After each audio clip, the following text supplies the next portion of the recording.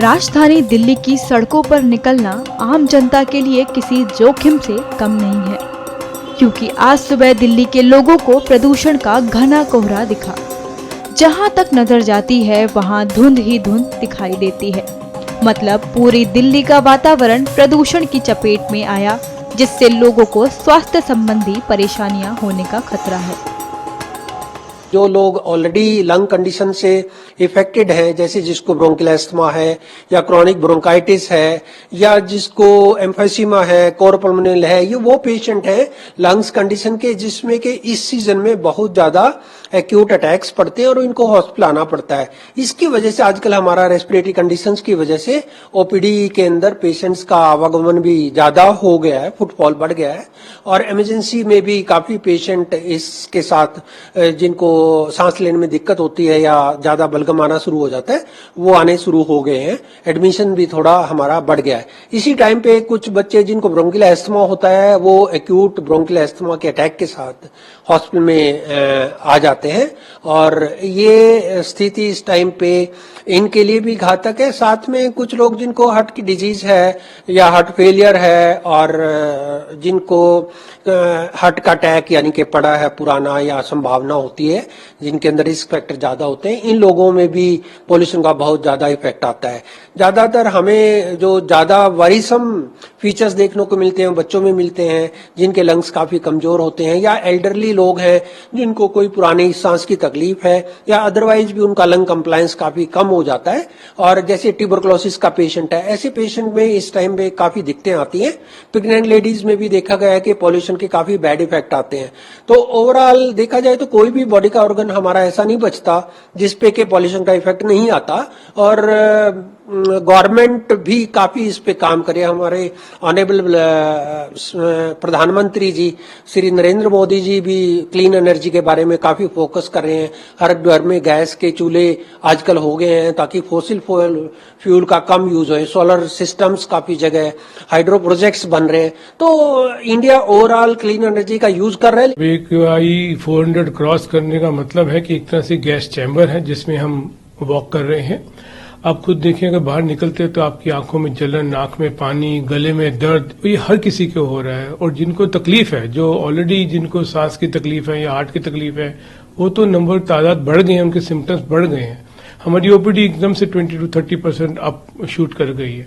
देखिए जब हम वर्क फ्रॉम होम सब कोई तो नहीं कर सकता है, वो हमारे को तो बाहर निकलना पड़ेगा, काम करना पड़ेगा। और जब इस पोल्यूटेड एयर में काम करते हैं अपने आप को कवर करके रखें, फेस कवर करके रखें, मास्क लगा के रखें ताकि ये पोल्यूटेड एयर यानी प्रदूषित हवा को हम अंदर ना लेके जाएं। एक अपना पौष्टिक आहार जरूर लीजिए, अपना खान पान को जरूर पूरी सावधानी रखें, इनफ वाटर हाइड्रेट भी अपना करके रखें क्योंकि ये बहुत जरूरी है। ज्यादातर जब तक हम अपनी हेल्थ को नहीं केयर करेंगे तो हमारे को ज्यादा प्रॉब्लम हो सकती है। जितना ज्यादा से ज्यादा हो हम घर में रहें, अननेसेसरली बाहर ना जाएं। काम पे जाना तो जाना है लेकिन अननेसेसरली जरा ना जाएं। कम व्हीकल्स यूज करें, व्हीकल्स पूलिंग कर लें, मिलके चलें ताकि प्रदूषण कम हो। गवर्नमेंट के जो है उनको ट्रांसपोर्ट को अप्लाई करें ताकि हम पोल्यूशन को कम से कम कर पाएं। स्कूल बंद करना कोई बहुत अच्छा एक उपाय नहीं है क्योंकि स्कूल बच्चे जाते हैं तो पढ़ने के साथ साथ एक दूसरे से मिक्सअप करके ग्रोथ के लिए बहुत जरूरत है बच्चों के लिए। कोविड में हमने देखा जब घर से पढ़ाई ऑनलाइन हो रही थी तो बच्चों में वो बात नहीं रही थी जो वहां जाके पढ़ते हैं। मजबूरी है स्कूल में ना जान भेजने की बच्चों की क्योंकि प्रदूषण बहुत ज्यादा है, लेकिन प्रदूषण हम कम करें और बच्चों को स्कूल भेजें वो हमारा ज्यादा जरूरी है।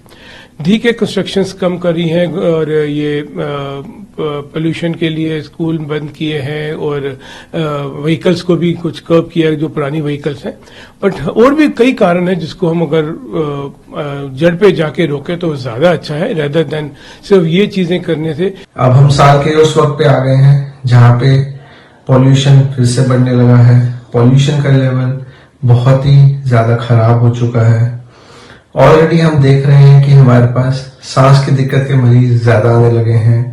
ज्यादा लोगों को खांसी, नजला जुकाम, आंखों में पानी आना, आंखों में खुजली होना के सिम्टम्स, इसके साथ सांस में दिक्कत काफी बढ़ गई है। ये सिर्फ जिनको सांस की पहले से बीमारियां उनमें नहीं बाकी नॉर्मल जनता में देखा जा रहा है और हर एज के लोग इससे प्रभावित हैं।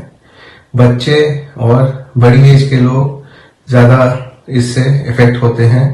तो इस टाइम अब टाइम आ गया है कि हम मास्क का रेगुलर यूज करें, जरूरत पड़ने पे ही बाहर निकलें और सुबह के वक्त जब फॉग ज्यादा है तो उस टाइम पे हम घर से बाहर ना निकलें।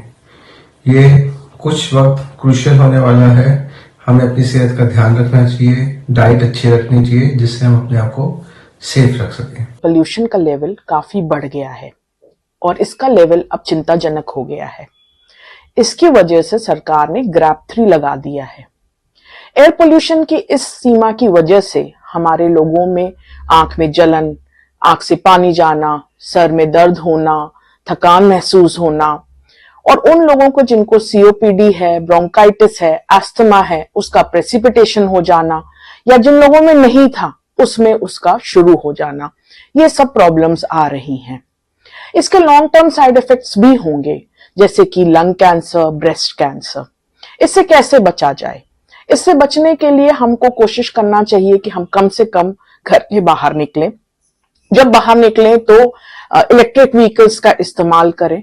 बाहर हम खुले में कुछ जलाएं नहीं जिससे कि एयर पोल्यूशन में एडिशन हो जाए। अपने घर में हम प्लांट्स जैसे snake plant, ivy, rubber plant, areca palm, ऐसे प्लांट्स का यूज करें। जो लोग हमारे प्रेग्नेंट हैं, फीमेल्स, बच्चे, बुजुर्ग, इन लोगों को जहां तक हो सके कोशिश की जाए कि वो घर के अंदर रहें। एक्सरसाइज जिन लोगों को करना हो वो घर के अंदर करें, बाहर ना करें। वॉक पे जो लोग जाते हैं वो सुबह सुबह ना जाएं क्योंकि सुबह सबसे ज्यादा पोल्यूटेड एयर होती है। अपने घर की खिड़कियां भी आप जब दिन में सूरज आ जाए उसके बाद खोलें ताकि घर की हवा बदल सके।